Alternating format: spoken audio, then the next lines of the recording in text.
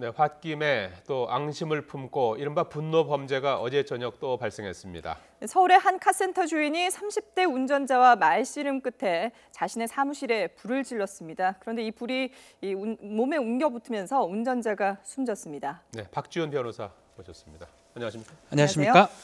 자, 몇 가지 좀 사건 사고 주말에 있었던 걸 좀 짚어보겠는데 우선 뭐 단지 말다툼을 했다는 이유로 카센터에 불을 지르고 또 몸에 불이 붙어서 결국 사망까지 하게 된 사건인데요. 사건 내용부터 좀 정리해 주실까요? 그렇습니다. 말다툼이라는 게 뭐냐면 예. 이 운전자가 자신의 차량을 이제 카센터에 맡겼는데 네. 내비게이션 수리가 좀 덜 된 걸로 보입니다. 예. 그래서 내비게이션을 좀 수리해달라고 요청을 했는데 아마 그것 때문에 며칠 전에도 왔었는데 예. 아마 실랑이를 버리고 간 걸로 보입니다. 예. 사건 당일도 지금 와가지고 내비게이션을 수리해달라고 요청을 했고 카센터 주인 입장에서는 이건 우리 수리사항이 아니라고 이렇게 실랑이를 벌이고 있는데 직원들하고 이제 싸우는 모습을 보고 카센터 사장이 이제 화가 나가지고 인근에 있는 주유소에 휘발유를 사와가지고 휘발유를 사무실에 뿌리고 그걸 뿌림으로써 불을 붙이고 본인은 이제 피신을 했는데 이 피해자 같은 경우는 피신을 못하고 결국은 3도 화상을 입고 나중에 사망하게 된 그런 사건입니다. 예. 그 가게 문까지 잠궜다고 하는데 그 정도면은 이 피해자, 그 가게 안에 있는 피해자가 숨질 수 있다는 걸 충분히 인지한 상황 아닐까요? 그렇습니다. 일단은 이게 현주 건조물 방화치사죄로 경찰에서 입건했습니다. 예.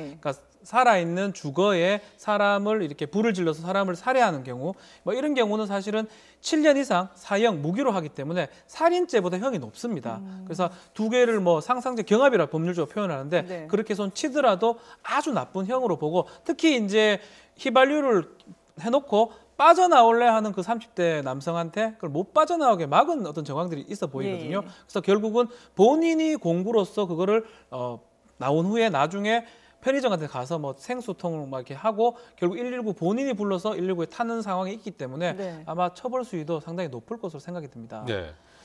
최근에 이 화를 참지 못해서 불을 지르는 이런 방화 범죄가 하루에만도 뭐 5건 가까이 그렇죠. 발생하고 있다면서요? 이게 사실 요 사건은 조금 다른 측면이 있는 것 같아요. 예. 사실은 어떻게 보면 기분이 안 좋고 화가 났겠죠. 직원들하고 막 분쟁이 있으니까. 예. 그렇기 때문에 자신이 주유소에 가는 도중에 좀 화를 삭힐 수도 있는 상황인데 실제로 일어난 사건들은 그 당시에서 그 장소에서 불을 지르는 경우는 사실 많지만 예. 이 상황에서 좀 화를 누르뜨릴 수도 있었는데 그래요. 주인은 왠지 그 누그러뜨리지 못하고 결국 범행으로 가고 또 사망까지 이르렀거든요. 예. 그렇기 때문에 사실은 분노를 억압할 수 조절을 못하는 이게 요인이 됐다고 생각이 듭니다. 예. 근데 뭐 방금 말씀하신 것처럼 그 전에 이전의 사건들과는 좀 다른 점이 있긴 그렇죠. 하지만 뭐 정신 질환이 있거나 이런 경우는 아니지 않습니까? 그러니까 정신 질환이 있어서 그래 된다면 사실은 어떻게 보면 그거는 어떻게 보면 과학적으로 설명이 가능하니까 예. 대책을 세울 수가 있거든요. 수사 당국이라든지 치안 당국에서 이제 이 경우같이 순간적으로 분노가 일어나고 네. 누구도 예상할 수 없는 상황에서 이런 방화 범죄, 살인 범죄 일어났기 때문에 이런 경우를 사실은 막기가 분노가 너무나 사회에 축적이 돼 있는 게 아닌가 사회적 문제가 좀 된다고 좀 생각이 좀 듭니다. 예.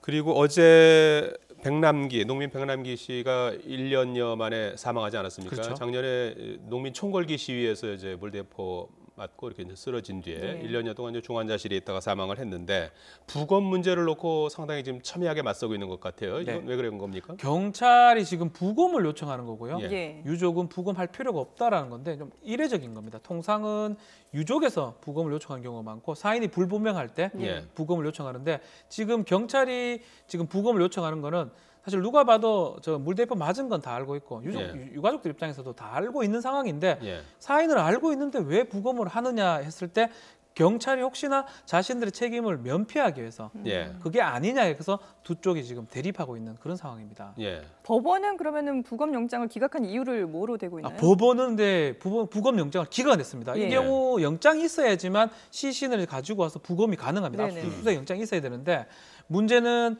법원에서는 이유를 설치를 하지 않고요. 일단은 기각했습니다. 기각을 이유를 했기 따로 때문에 밝히진 않았군요. 예, 아마 경찰하고 검찰하고 또 협의해서 재청구를 할 걸로 보이긴 합니다. 예. 그 영장을 오늘 중에 지금 재청구하겠다 그쵸. 이제 네. 경찰은 그런 입장인 것 같은데 어떻게 좀 받아들여질까요?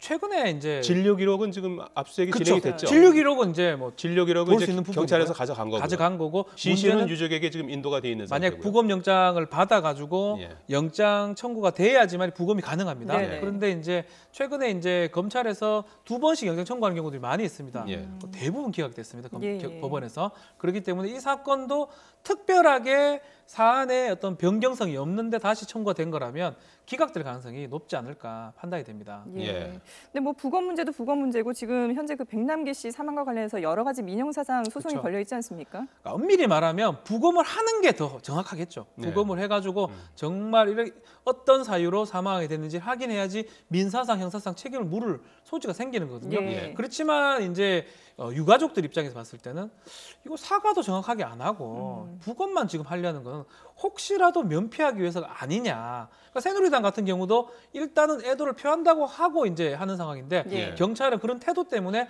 아마 이제 유가족들이 좀 반발하는 걸로 보입니다. 예. 결국은 이제 법원 판단을 좀 받아야 되겠지만 법원에도 막 그런 것들을 고려해서 영장을 기각한 게 아닌가 예. 생각이 듭니다. 예. 그리고 어제 발생한 사고였는데 서울 인근의 코스모스 축제 현장에서 말이 난동을 부려서 그렇죠. 뭐 저 관람객들이 다치는 사고가 있었는데 이런 경우에는 책임을 누구한테 물을 수 있는 겁니까? 그러니까 말이 이제 전날에 양산 우산에 찔려가지고 네. 그 장소에 가면 이제 트라우마가 생긴 것 같아요. 말이 예. 안 가려고 하다 보니까 난동 부리다가 지금 관광객 한 명을 쳤거든요. 예. 때렸거든요. 이 경우는 마부도 좀 문제가 되고요. 행사 주최자라든지 옆에 진행했던 사람들도 일정 부분 책임 소지가 있을 걸로 지금 보입니다. 예. 마부가 가장 중요한 좀 문제점이 있는 것이죠. 근데 사실 저런 행사들이 요즘에 이제 날씨가 좋다 보니까 지역마다 곳곳에서 많이 열리고 있잖아요. 그렇죠. 이런 안전사고가 또 일어나지 말라는 법이 없을 것 같은데요. 그러니까 이런 것들을 사실은 좀 미연에 좀 방지를 해야 되고 예. 마부라든지 말을 관리하는 사람들이 좀 그런 거 알아야 됩니다.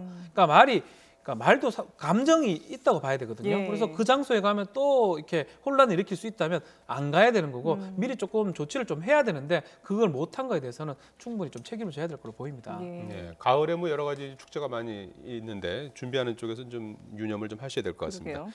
주말의 사건 사고 박지훈 변호사와 함께 짚어봤습니다. 네. 고맙습니다. 잘 감사합니다. 들었습니다.